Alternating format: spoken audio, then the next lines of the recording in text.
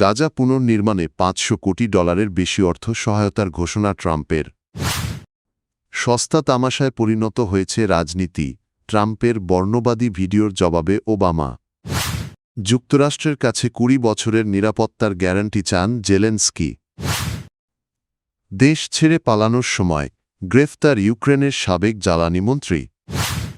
গাজা পুনর্নির্মাণ ও মানবিক সহায়তার জন্য বোর্ড অব পিসের সদস্য রাষ্ট্রগুলো $500 কোটি বেশি অর্থ দেওয়ার অঙ্গীকার করেছে। আগামী বৃহস্পতিবার মার্কিন প্রেসিডেন্ট ডোনাল্ড ট্রাম্প আনুষ্ঠানিকভাবে এই সহায়তার ঘোষণা দেবেন বলে জানিয়েছে রয়টার্স। ট্রাম্প জানান যুদ্ধবিধ্বস্ত গাজা পুনর্গঠন এবং বাসিন্দাদের সহায়তায় এই তহবিল ব্যবহার করা হবে।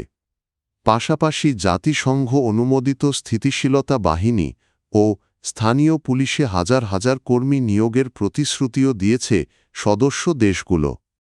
সামাজিক যোগাযোগ মাধ্যমে দেওয়া এক পোস্টে তিনি বলেন, এখন পর্যন্ত $5 বিলিয়ন বেশি সহায়তা প্রতিশ্রুত হয়েছে। তবে এই পরিকল্পনা বাস্তবায়নের আগে হামাসকে পূর্বের চুক্তি মেনে সম্পূর্ণ নিরস্ত্রীকরণ করতে হবে। ট্রাম্পের ভাষায় বোর্ড অব পিস ভবিষ্যতে বিশ্বের সবচেয়ে প্রভাবশালী আন্তর্জাতিক সংস্থাগুলোর একটি হয়ে উঠতে পারে এবং এর চেয়ারম্যান হিসেবে দায়িত্ব পালন করা তার জন্য সম্মানের। গাজা যুদ্ধের স্থায়ী সমাধান, পুনর্গঠন এবং দীর্ঘমেয়াদী শান্তি নিশ্চিত করতে আন্তর্জাতিক তদারকি সংস্থা হিসেবে এই বোর্ড গঠন করা হয়েছে। গত জানুয়ারিতে সুইজারল্যান্ডের দাভোস সম্মেলনের সময় আনুষ্ঠানিকভাবে এর যাত্রা শুরু হয়। সংস্থাটির নির্বাহী কমিটিতে রয়েছেন মার্কিন পররাষ্ট্রমন্ত্রী মার্কো রুবিও, জ্যারেড কুশনার মধ্যপ্রাচ্য বিষয়ক বিশেষ দূত স্টিভ উইটকক, ব্রিটেনের সাবেক প্রধানমন্ত্রী টনি ব্লেয়ার এবং বিশ্বব্যাংকের প্রেসিডেন্ট অজয় বাঙ্গাসহ বিভিন্ন দেশের নেতারা। মার্কিন প্রেসিডেন্ট ডোনাল্ড ট্রাম্প তার সামাজিক যোগাযোগ মাধ্যম ট্রুথ সোশ্যালে শেয়ার করা একটি এআই ভিডিও নিয়ে যুক্তরাষ্ট্রে তীব্র বিতর্ক সৃষ্টি হয়েছে। ভিডিওটির একাংশে সাবেক প্রেসিডেন্ট বারাক ওবামা ও তার স্ত্রী মিশেল ওবামাকে বানর হিসেবে দেখানো হয়। এ ঘটনায় সরাসরি সমালোচনা করেছেন বারাক ওবামা। এক পডকাস্ট সাক্ষাৎকারে তিনি বলেন, ট্রাম্পের এমন কর্মকাণ্ড মার্কিন রাজনৈতিক শিষ্টাচারের চরম অবক্ষয়ের উদাহরণ এবং রাজনীতি এখন ক্লাউন শোতে পরিণত হয়েছে। ওবামা আরও মন্তব্য করেন, আগে সরকারি পদে থাকা ব্যক্তিদের মধ্যে যে লজ্জা ও সৌজন্যশীলতা এখন আর দেখা যায় না। তার মতে আমেরিকার রাজনৈতিক আলোচনার মান অতীতের যে কোনো সময়ের তুলনায় আরও কঠোর ও নিষ্ঠুর হয়ে উঠেছে। গত 5 ফেব্রুয়ারি শেয়ার করা প্রায় 1 মিনিটের ভিডিওটিতে 2020 সালের নির্বাচনে কারচুপির ভিত্তিহীন দাবি পুনরায় তুলে ধরা হয় এবং ডমিনিয়ন ভোটিং সিস্টেমসকে দায়ী করা হয়। শুরুতে হোয়াইট হাউস বিষয়টিকে ভুয়া ক্ষোভ বলে উড়িয়ে দিলেও সমালোচনার মুখে ভিডিওটি সরিয়ে নেওয়া হয় এবং এক কর্মীকে দায়ী করা হয়। ট্রাম্প পরে বলেন তিনি ভিডিওটির শেষের আপত্তিকর অংশটি খেয়াল করেননি। দুঃখ প্রকাশ করলেও তিনি ক্ষমা চাইবেন না বলে জানান। সাক্ষাৎকারে ওবামা অভিবাসন বিরোধী অভিযানে মিনেসোটায় ফেডারেল এজেন্টদের গুলিতে 2 মার্কিন নাগরিক নিহত হওয়ার ঘটনাকেও কঠোর ভাষায় সমালোচনা করেন। তিনি এটিকে স্বৈরাচারী আচরণ বলে উল্লেখ করে এমন অনিয়ন্ত্রিত পদক্ষেপকে বিপজ্জনক বলে সতর্ক করেন। ইউক্রেনের প্রেসিডেন্ট ভলোদিমির জেলেনস্কি বলেছেন, যুদ্ধ বন্ধে রাশিয়ার সঙ্গে শান্তি চুক্তিতে সই করতে প্রস্তুত ইউক্রেন। তবে এর জন্য যুক্তরাষ্ট্রকে অন্তত 20 বছরের শক্ত নিরাপত্তা নিশ্চয়তা দিতে হবে।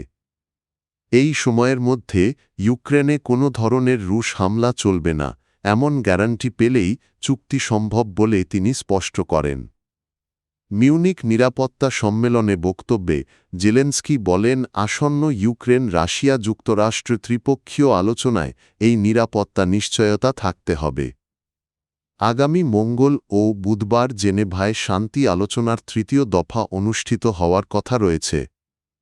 তিনি জোর দিয়ে বলেন, ইউক্রেনের জন্য একটি আইনগতভাবে শক্ত ও দীর্ঘমেয়াদী নিরাপত্তা চুক্তি জরুরি, যাতে অন্তত 2 দশক দেশটি রুশ আগ্রাসন থেকে সুরক্ষিত থাকে।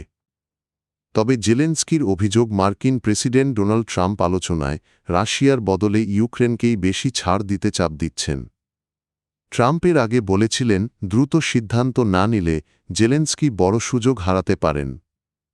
ইউক্রেনের প্রেসিডেন্ট বলেন আলোচনায় অংশ নেওয়া পক্ষগুলোর অবস্থান এখনও ভিন্ন। তবু তিনি আশা প্রকাশ করেন জেনেভার বৈঠক থেকে একটি অর্থবহ ও দীর্ঘমেয়াদী শান্তি চুক্তির পথ খুলে আসতে পারে। দুর্নীতির অভিযোগে দেশ ছাড়ার সময় গ্রেফতার হয়েছেন ইউক্রেনের সাবেক জ্বালানি মন্ত্রী গেরমান গালুশচেঙ্কো। দেশটির জাতীয় দুর্নীতি দমন ব্যুরো নাবু এক বিবৃতিতে এ তথ্য নিশ্চিত করেছে। বিবৃতিতে বলা হয় রোববার গোপনে দেশত্যাগের চেষ্টা করার সময় মিডাস দুর্নীতি মামলার অন্যতম অভিযুক্ত গালুশচেঙ্কোকে আটক করা হয়।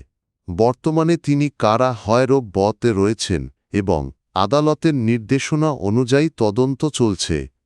প্রেসিডেন্ট ভলোদিমির জেলেনস্কির ঘনিষ্ঠ হিসেবে পরিচিত এই সাবেক মন্ত্রীর বিরুদ্ধে 2025 সালের সেপ্টেম্বরে প্রায় $10 কোটি অবৈধভাবে আয় এবং বিদেশে পাচারের অভিযোগ ওঠে। অভিযোগ রয়েছে নিজের প্রভাব ব্যবহার করে ইউক্রেনীয় ব্যবসায়ী তিমরুর মিন্ডিচকে জ্বালানি খাতে বিনিয়োগের সুযোগ করে দেন তিনি। এছাড়া জাতীয় বিদ্যুৎ উৎপাদক প্রতিষ্ঠান ও পরমাণু বিদ্যুৎ কেন্দ্র নিয়ন্ত্রক সংস্থা এনার্জো অ্যাটমের ঠিকাদারদের কাছ থেকে চুক্তির বিনিময়ে 10 থেকে 15% ঘুষ নেওয়ার অভিযোগও রয়েছে। এসব অভিযোগের পর গত নভেম্বরে তাকে পদত্যাগ করতে হয়। উল্লেখ্য 2025 সালে সাবেক প্রধানমন্ত্রী ইউলিয়া তাইমোশেঙ্কো সহ আরও কয়েকজন মন্ত্রীর বিরুদ্ধেও দুর্নীতির অভিযোগ ওঠে, যার মধ্যে গালুশচেঙ্কো অন্যতম।